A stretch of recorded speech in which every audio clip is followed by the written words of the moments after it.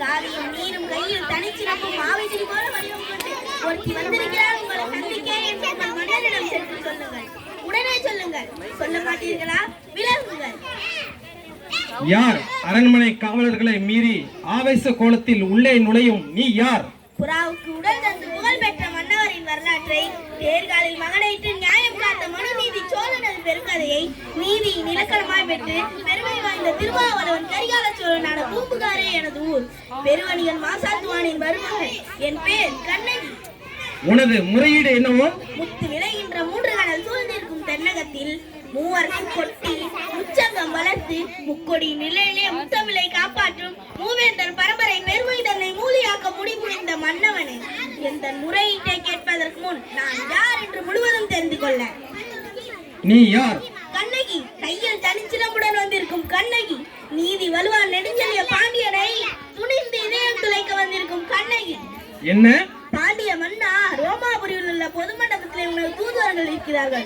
இதோ ரோமானியர்களும் வீரர்களும் தூதுவர்களாக வீற்றிருக்கிறார்கள். கடல் கடந்து கொடி கட்டி ஆளுகிறாய். அந்த கொடிக்கம்பம் முறிந்து விழ அயல் நாட்டார் இகழ்ந்துரைக்க உந்தன் கொடுங்கோல் அளித்த அவசர தீர்ப்புக்கு ஆளாகி கொலையுண்ட கோவலன் மனைவி கண்ணகி நான் என்பதை மறுத்திருக்கார். கோவலனின் மனைவி, கோவலனின் மனைவி, சிலம்பு திருடிய கல்வனின் மனைவி. போதும். யாகவராயினும் நாகாக்கவன் நான் ஆகாக்க.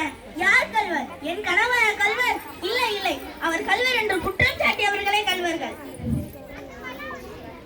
ஆத்திரத்தில் அறிவு கண்ணை இழந்து விடாதே கண்ணகி. கையும் களவுமாக பிடிபட்டான் உன் கணவன். தமிழகத்தில் நீதி கொள்ள விடாது என்று உனக்கு தெரியும் அல்லவா? நீதிக்கு இலக்கணம் முறைக்கும் நெடுஞ்செழிய பாண்டியனே, உனது நாட்டில் எதற்கு பெயர் நீதி? நல்லார் வகுத்ததா நீதி? அல்ல அல்ல, வல்லார் வகுத்ததே நீதி. அதனால்தான் நான் வணங்குகின்ற தெய்வத்தை, என் வாழ்வு கருவூலத்தை சாவின் படுகுழியில் தள்ளிவிட்டீர்கள். கொன்றவனே, கோடை நிழலில் குந்தர மூர்பவனே, எண்ணிப்பார். கொழு மண்டபத்தில் விசாரிக்கப்பட வேண்டிய வழக்கு கோயில் மண்டபத்தோடு முடிவடைவானே. சிந்தியுங்கள், நன்றாக சிந்தியுங்கள். குற்றம் சாட்டப்பட்டவர்கள் மதிப்புக்கு மறுப்பு தராமல் கொலைவாளில் வேலை அவ்வளவு அவசரமாக நடைபெறுவானேன். இதற்கு பேரா நீதி? இதற்கு பேரா நேர்மை?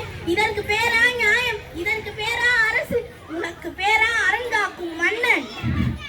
என்ன கண்ணகி, உனது கணவர் கையில் இருந்தது அரசி கோப்பெருந்தேவியின் சிலம்பு. கோப்பெருந்தேவியின் சிலம்பல்ல, கோவலன் தேவியின் என்னுடைய சிலம்பு. நம்ப முடியாது என்னால். நீ யார் நம்பாதற்கு? உன்னை யார் நம்ப சொன்னது? உன் மீது வழக்கு வைக்க வந்தவள் நான், குற்றவாளி நீ. நான் குற்றவாளியா?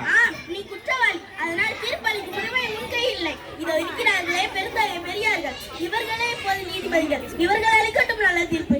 ஆண்டவர்களே, அரியணையில் ஆட்படை கொண்டவன் பாண்டியன் என்பதற்காக நீதியை பாதை வளைக்காமல் ஆரிய படை கடந்தான், அவனையெல்லாம் புகழ் கடந்தான் என்ற கீர்த்தி திரையால் அவன் செய்த குற்றத்தை மறைத்து விடாமல் தாய் மேலானையாக, தமிழ் மேலானையாக, தாயகத்து மக்கள் மேலானையாக தீர்ப்பு கூறுங்கள், நல்ல தீர்ப்பு கூறுங்கள். கோப்பெருந்தேவியின் சிலம்பை கோவலன் திருநாள் என்பது குற்றச்சாட்டு. அதற்காக மரண தண்டனை. அது ஆராயாமல் அளித்த தீர்ப்பு. அதற்கு மன்னர் பொறுப்பு. இதுவே என் வழக்கு. வழக்குக்கு என்னமா ஆதாரம்? ஆதாரம் இதோ.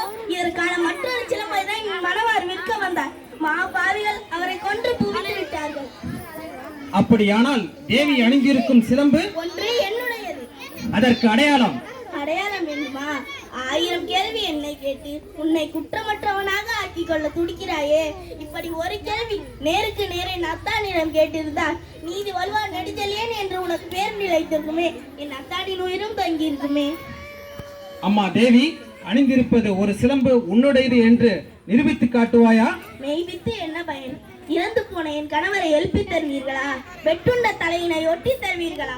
முடியாது உங்களால், முடியாது உங்களால்.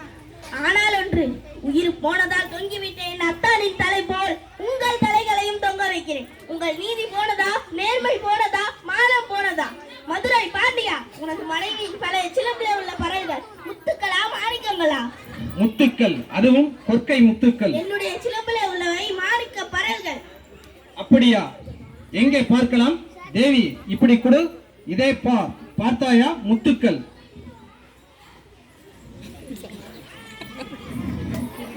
அடுத்த சிலம்பு.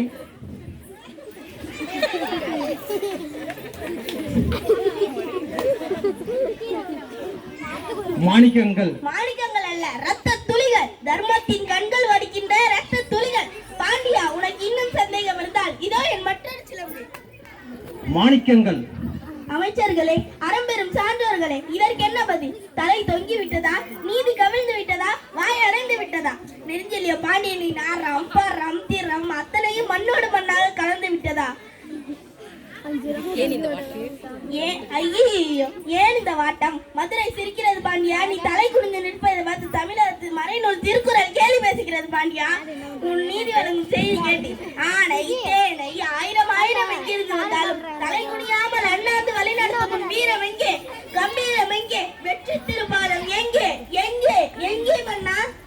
மாசு படரவும் மாநிலம் நிகழவும் நீதி வழங்கிய உனக்கு செங்கோல் எதற்காக? தேவையில்லை. வேந்தர் குலத்தை இழிவுபடுத்தவும் உனக்கு வெண்கொற்ற குடை எதற்காக? தேவையில்லை. மாபுலம் புரிந்த உனக்கு மணிமுடி எதற்காக?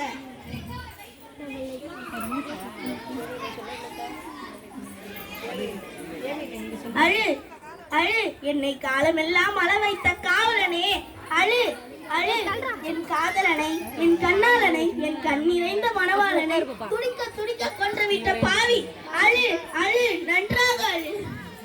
கண்ணகி, உன் கணவன் கல்வன் அல்ல. அறியாமல் அவசர தீர்ப்பளித்து ஆணையிட்ட நானே கல்வன். தமிழகமே, தாயகமே, என் தாயே, என்னை மன்னித்து விடம்மா, மன்னித்து விடு.